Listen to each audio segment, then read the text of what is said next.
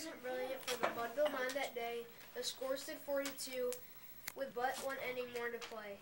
And then when Cooney died at first and the Barrows did the same, a sickly silence fell upon the patrons of the game.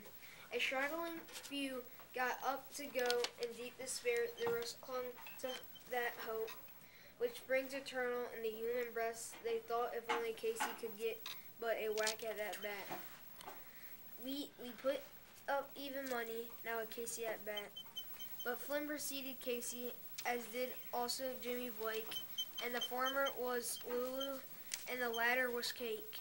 So upon that stricken multitude, grim Macaulay sat, for there seemed but a little chance of Casey getting to bat.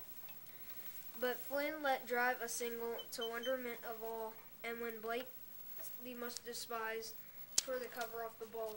And when the dust has lifted, the men saw what has occurred. There was Jimmy safe at second, and Flynn a hugging third.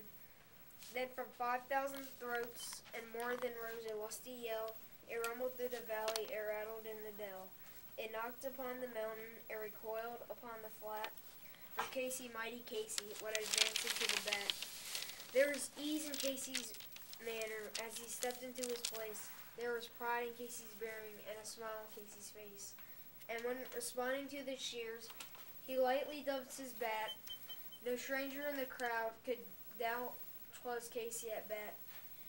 10,000 eyes were on him as he rubbed his hands with dirt. 5,000 tongues applauded when he wiped them on his shirt. Then while the rhythmic pitcher ground the ball into his hip, defiance gleamed in Casey's eye, a sneer curled Casey's lip. And now the leather-covered spear came hurling through the air, and Casey stood up watching it in haughty grandeur there. Close by the sturdy batsman, the ball unheeded sped. That ain't my style, said Casey. Strike one, the umpire said.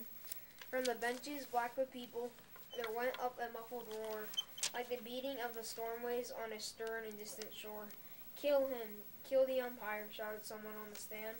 As it's likely that I killed him, had not Casey raised his hand. With a smile of Christian charity, great Casey's visage shone. He stilled the rising tumult, he bade the game go on. He signaled to the pitcher, and once more the sparrow flew. But Casey still ignored it, and the umpire said, strike two. Fraud, cried the mad in thousands, and it answered fraud. But one scornful look from Casey's and the audience was awed. They saw his face grow stern and cold. They saw his muscles strain. And they knew that Casey wouldn't let that ball go by again.